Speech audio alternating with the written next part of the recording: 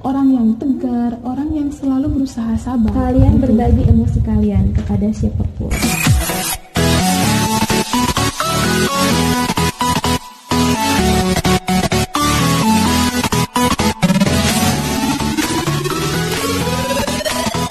Halo teman-teman, Hai, kembali lagi bersama kami di Bincang Diva. Nah, ini ketiga kalinya kami ketemu. Dan di video kali ini kami akan bahas tentang pura-pura bahagia. Karena ini sering seseorang merasa mampu untuk menyembunyikan setiap masalah yang dia hadapi gitu. Nah, sebelumnya kita harus tahu dulu apa arti dari pura-pura bahagia gitu. Kalau menurut aku, pura-pura bahagia itu adalah seseorang yang mampu menyembunyikan luka atau kesedihannya di setiap masalah yang dia hadapi itu di hadapan orang lain gitu. Kalau menurut Dila gimana? ya, pura-pura bahagia itu berarti orang-orang yang menampakkan wajah bahagia, padahal sebenarnya diri mereka atau perasaan mereka sedang tidak baik, mereka sedang merasakan tidak nyaman. Namun mereka menampakkan seolah-olah mereka selalu bahagia di depan orang-orang, supaya orang-orang tidak tahu kalau mereka sedang tidak baik-baik saja. Nah, bener banget itu. Dan kira-kira boleh nggak sih kita itu berpura-pura bahagia gitu? Boleh nggak Kalau ya? menurut aku sih ada dua, ya bisa boleh, bisa enggak. Bolehnya kenapa? Alasannya apa? Kalau itu demi kebaikan diri kalian sendiri, kalau menurut aku sih nggak masalah kalau kalian mau berpura-pura bahagia. Tapi nggak bolehnya kalau membuat diri kalian menjadi tertekan dengan masalah kalian, dengan beban pikiran kalian, dengan beban hidup kalian. Jangan kalian coba-coba untuk berpura-pura bahagia.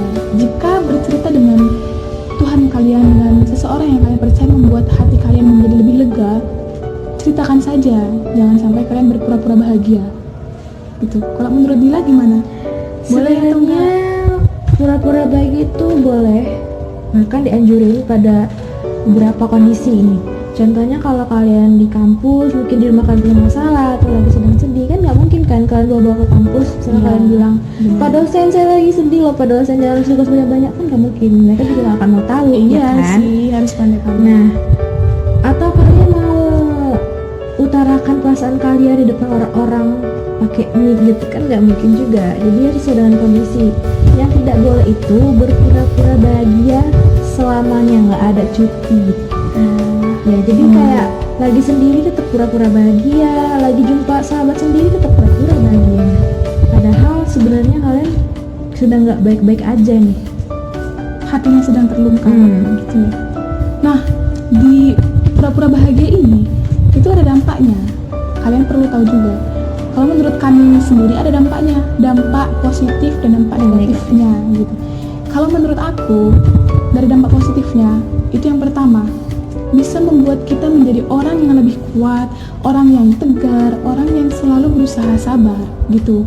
Karena dia mampu menyembunyikan semua kesedihan, semua masalah yang dia hadapi. Berarti dia orang yang kuat, orang yang tegar, orang yang selalu berusaha sabar. Yang kedua, dapat mencari jalan keluar atau solusinya sendiri.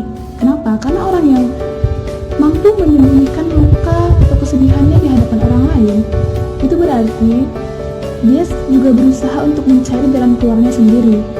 Gitu. Yang ketiga, bisa membuat orang itu menjadi orang yang lebih dewasa. Kenapa? Karena dia nggak ingin menyusahkan orang lain. Jadi dia berusaha banget untuk mencari sesuatu yang benar-benar itu baik untuk dia. Gitu. Terus, yang keempat, dia percaya akan kuasa Tuhan. Kenapa aku bisa bilang seperti itu? Karena dia mampu menyembunyikan lukanya. Tapi Allah nggak mungkin nggak tahu apa yang sedang dia alami, kan gitu. Jadi dia hanya yakin kepada Tuhannya bahwasanya Tuhan pasti akan memberikan jalan yang terbaik untuk aku, untuk dia, untuk kita gitu. Selalu berharap. Nah, kalau menurut Dila itu dampak positif tadi. Dampak positifnya apa? Gitu. Kan udah dampak positifnya kan tadi udah dibilang ya, nggak usah tambahin lagi, udah jelas banget. Jadi Bila bakal bahas soal dampak negatifnya nih. Nah, kalau kita terus-terusan berpura-pura bahagia, apalagi menjadi jadikan sebagai kebiasaan, itu akan berefek buruk pada diri kita sendiri. Kenapa? Karena kita akan merasa lelah. Yang kita pikir bahagia itu adalah normal, padahal sebenarnya tidak. Gitu. Banyak sekali emosi-emosi, mau itu sedih, kesal, marah, sebenarnya itu nggak negatif amat. Kadang itu juga diperlukan dalam kehidupan kita supaya balance. Nah, kalau kita selalu pura-pura bahagia nih, kita nggak akan ngerti sama diri kita sendiri. Kita nggak paham apa yang dimau sama diri kita sendiri, dan akhirnya berimbas kepada orang lain. Jadi kita ngerasa kayak, dia nggak ngerti sama aku. Padahal kamu nggak pernah jelasin apa-apa ke dia. Padahal nggak pernah bilang aku lagi sedih loh, atau nggak pernah curhat ke dia. Jadinya menganggap semua orang lain salah, bahkan tidak memahami diri sendiri. Iya benar, bisa jadi karena sifat orang yang berbeda-beda. Jadi dia merasa dia itu nggak ada yang peduli. Padahal dia ingin orang itu peka terhadap kondisi dia, keadaan dia. Ya kita nggak bisa memaksakan orang itu untuk peka karena sifat orang itu berbeda-beda gitu. Nggak semua orang bisa baca pikiran kamu. Makanya kalau memang kalian nggak sanggup untuk berpura-pura bahagia di hadapan orang lain, nggak masalah, kita nggak ada yang larang untuk kita sedih, untuk kita nangis gitu. Jadi kalau memang dengan cara nangis itu bisa melegakan hati dan pikiran kalian, itu nggak masalah, silahkan. Tapi jangan sampai berlebihan. Mungkin gitu sekali kan, jangan gitu. Nah gitu aja sih. Ada oh iya, kalian juga harus tahu ada satu lagi tips gimana agar tidak pura-pura bahagia. Ya. Jadi ada beberapa tips supaya kalian mungkin udah terlanjur pura-pura bahagia terus menerus. Jadi tips yang pertama, kalian harus menerima emosi yang hadir. Jadi emosi apapun, seperti yang aku bilang tadi, kalau semua emosi punya tujuan. Kalau kita lagi sedih, berarti kita butuh orang lain yang peduli. Atau kita lagi marah, berarti kita melihat ketidakadilan misalnya. Jadi kan ada efek positifnya juga. Nah, ketika kita mulai menerima emosi yang hadir, aku lagi sedih, kita jadi berusaha untuk mencari tahu apa yang bisa aku lakukan supaya nggak sedih lagi. Berusaha untuk mencari solusi, bukannya mengabaikannya. Nah, kalau tips yang kedua, temukan makna. Jadi banyak orang ya yang kalau lagi sedih, misalnya lagi kehilangan, hilang arah. Tapi kalau kita menemukan makna, kita jadi punya alasan untuk bertahan hidup. Ya, jadi tujuan makna dari setiap masalah. Nah, tips yang ketiga, kalian berbagi emosi kalian kepada siapapun. Kalian bisa kepada sahabat, teman, orang yang kalian percayai. Nah, orang yang kalian pilih juga harus bisa memahami kalian. Entah itu orang yang lebih dewasa, tapi orang-orang yang sedang tidak punya masalah ya pastinya. Karena kalau kita sama orang yang juga masalah, ya nambah-nambahin masalah mereka ya kan. Dan pada akhirnya jadi beban pikiran yang kedua, nambah.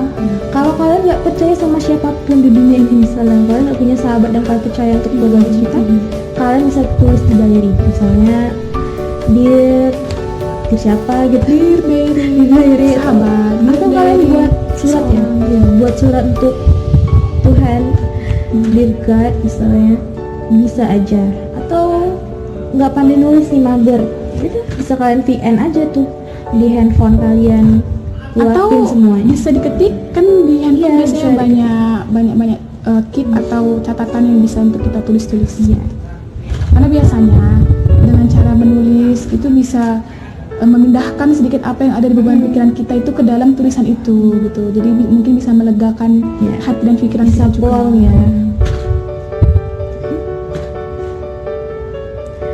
Oke, tadi tips cuma 3 itu sih. Kalau kalian lakuin, insya Allah. Nah, ada 3 tips. Terus dampak positifnya tadi juga udah aku sebutkan banyak, dampak negatifnya juga ada. Jadi semua apapun yang kita lakukan itu pasti punya dampaknya masing-masing. Jadi apapun yang bisa membuat kalian bahagia itu hanya diri kalian yang tahu. Kalau kalian memang senangnya sembunyi-sembunyi, ya silakan. Kalau emang nggak kuat, jangan dilakukan. Intinya jangan berpura-pura bahagia terus-menerus. Sebisa mungkin kalian cari sahabat atau teman yang kalau ketemu dia kalian nggak perlu lagi pura-pura. Jadi tetap bisa menerima keadaan yang kalian miliki. Ya, mungkin bisa jadi ketika ketemu dari awal dia pengen nangis, ketika ketemu langsung diluapkannya semua. Itu ya kan. Nah, itu dari kami. yang tadi judul berpura-pura bahagia, yaitu semoga bisa menguatkan kalian juga, bisa bermanfaat untuk kita semua gitu. Dan mungkin sampai sini dulu video yang pertama ini. Bukan pertama sih kalau dibilang, karena memang ini pertemuannya berkelanjutan. Terima kasih untuk teman-teman yang masih selalu stay tune, dan semoga kalian juga bisa memberi masukan-masukan untuk kami, karena kami juga manusia, kami butuh masukan dari teman-teman semua. Kritik dan saran kalian bakal kami terima. Terima kasih. Terima kasih. Assalamualaikum. Assalamualaikum.